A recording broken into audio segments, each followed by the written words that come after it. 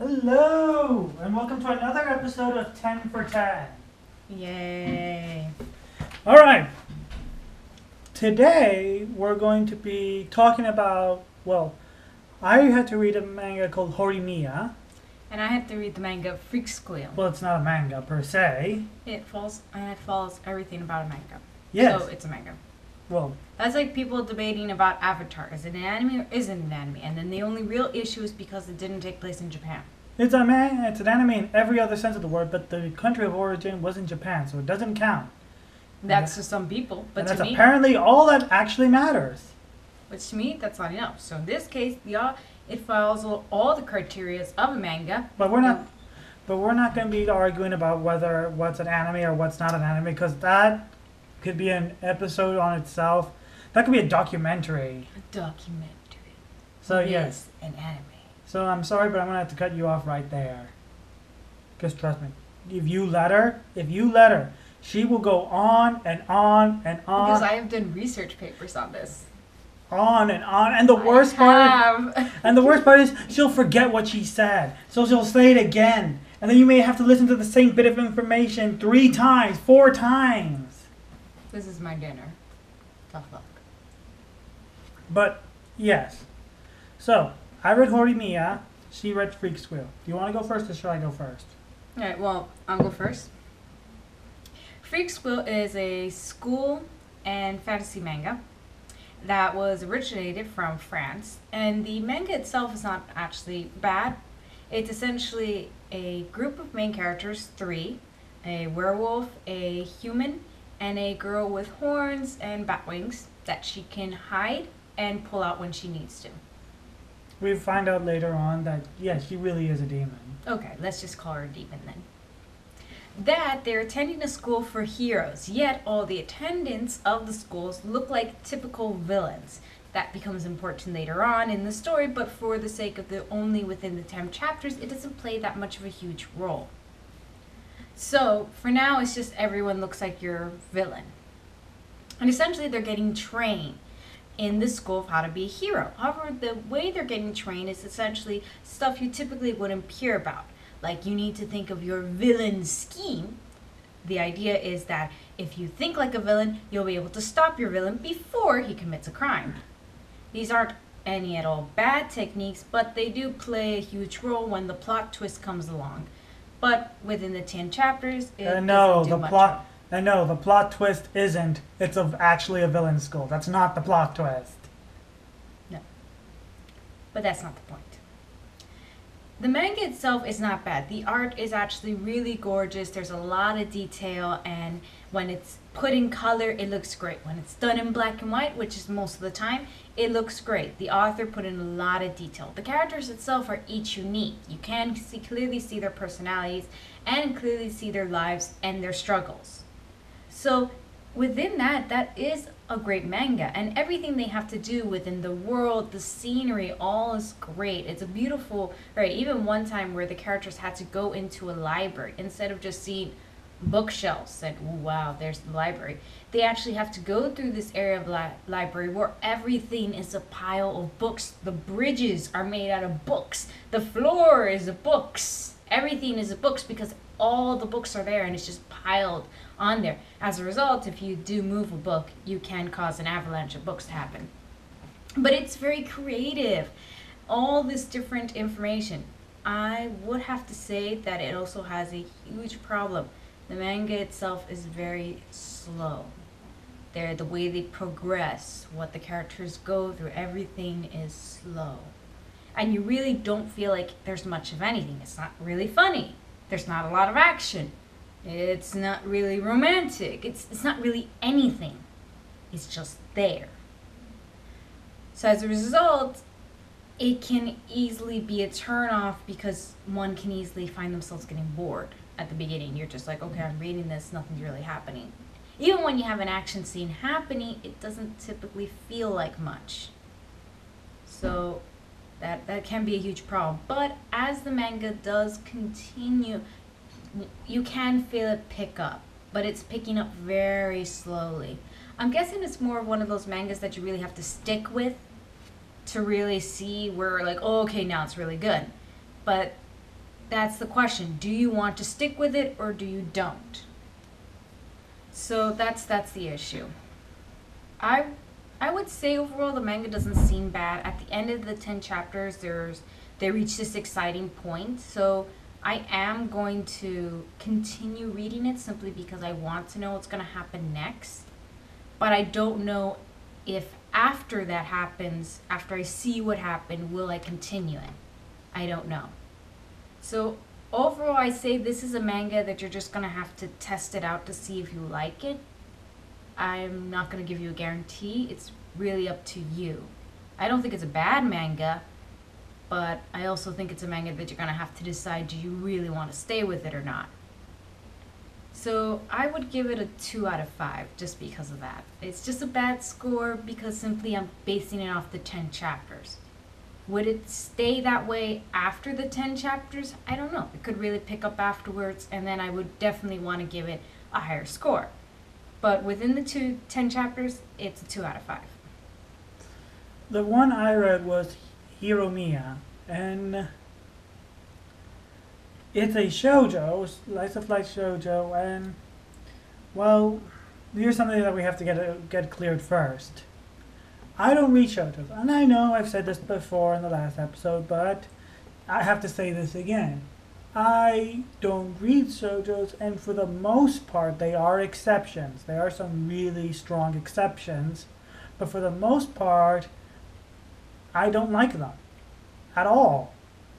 Because I find the whole, oh, will senpai notice me? Other like the problems, the way they react to the situations. I get it's not supposed to be realistic. That's the point of a shoujo. But at times, it felt like it was almost insulting of how incredibly childish every single character was acting, and how, like, I couldn't take any moment seriously. So in that regard, Horimiya did a good job, because it managed to tone them down sincerely. It managed to tone them down by a considerable amount. I wasn't hit in the face every few pages with flowery patterns, and the characters weren't blushing so much that I would have thought they were stricken with some sort of plague. I have seen that in mangas where I'm concerned for the character at that point. In fact, I don't think I actually saw... No, there actually were a couple of blushes, but it felt natural. That said, did I enjoy Horimiya? No, not as much as I probably should have.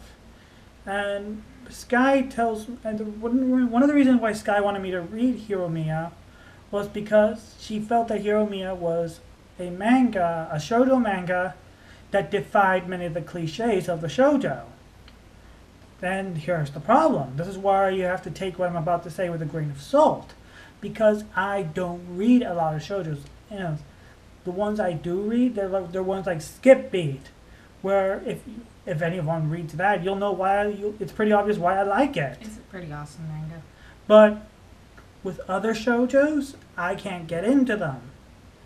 I can't get into them because, like I said, at times it becomes so painstakingly unrealistic. I've read shouens who handle romance and character building better than shoujos. Shonen mangas where that kind of thing is their least concern. It is. I mean, with a show, even with shouens that I hate, even with shouens that I generally dislike, I can still find one or two relationships that I acknowledge it makes sense why they feel this way about them. But with some shoujos, like, he's cute, she's pretty. And then when it came to many shoujos, a big problem I had was it felt as if characters were all cutouts. Now granted, in shouens, a lot of characters are pretty much cutouts. I mean, you have the protagonist, you have the lancer, you have the chick, you have the big guy, you got the mascot, and I'm not going to deny, you know. The chick is usually beautiful, the mascot's usually short. But I've also noticed that in shouens, good shouens, not even good shouens, decent shouens, they try to give a real unique personality to these characters. But with a shoujo, I can't tell many of these, for most shoujos I read, I can barely tell the characters apart. I could literally, with the worst shoujos I've read, I could take one character from one shoujo, stick her in a completely different shoujo, and I wouldn't be able to tell the difference. At all. In a shonen, I wouldn't be able to do that. I mean, no, actually, there are a couple of shonens where I could probably pull something like that off, but with most of them, I would notice. The readers would notice pretty quickly. But, Scott, you read a lot of shoujos. If the characters in one shoujo... The thing about shoujos is that I've read so many, so that was why when I find a few good shoujos in here and there, I hold on to them. And the problem is that many shoujos are just essentially replicas of another one. You can essentially just look at the cover, and I've done this, where I look at the cover and I say, okay, this person's going to fall in love with this person. They're going to meet this conflict around this time, about estimated within this many chapters. They're going to confess around this time. The conflicts they're going to have is going to be like this. They're going to have this type of friend. And I go into detail thinking about it. Then I go through the manga only to get that result. Yeah, she predicted everything just by looking at the cover. And it's not the thing of like, oh, this is a one-time case. This has happened so many times with me. And keep in mind, she's the one that loves shoujos. Yeah, I have read tons of shoujos. I've actually read every genre. So that's just my issue, and as a result, when I read the manga that I wanted to recommend to him, I wanted him to see it because this got rid of so many of the problems I had with shoujos, but because I guess he doesn't read shoujos, he couldn't really see what I saw in it. You see, that's the point. Now, that said, there were some characters that I did like. Right. And you know what? I'm gonna give this thing credit, because it actually made me care a little bit about the characters, which is a big thing for me. But at the same time, it didn't really stick out to me. But granted, once again, I'm not the guy who reads shoujos. This is clearly a manga that was written for people who read shoujos. And was tired of what they saw in shoujos. Uh-huh. Just like, well, look at a manga like Beelzebub. Beelzebub is hilarious. It's like mind-numbingly hilarious. Well, they don't... But there's a big but here. But it was written for people who read shouens and know about shouen cliches, stereotypes, character archetypes. And while you will still laugh if you read Beelzebub without having to know much about shouens, you will find there is humor there for you too. But the best humor in that manga is reserved for the people who read shouens. And this goes back to Horimiya, because I don't read shoujos, and I was reading a shoujo for people who read a lot of shoujos. Well, you know... So I couldn't get into it. Now, when the series go on, because I'm absolutely certain this guy's going to make me read more shoujos, I will read Horimiya again. And I will probably give it a much higher score than I'm going to give it now. As for the score I'm going to give it now, I'm going to give it... probably, I'm going to give it a 2 like Sky did. Not because I thought it was bad. I mean, when it came to Horimiya, I was annoyed by how it's obvious that the male protagonist and the female protagonist like each other. They like each other and they've gotten to know each other. It's not love at first sight. They've actually gotten to know each other. And you know what? Scratch that. It deserves a 3 out of 5 just for allowing them to get to know each other. That was actually one of the things I like about manga, that they did that. But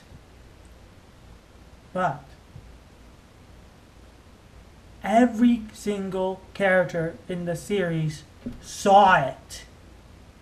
They saw it, and the protagonists were the only ones in denial.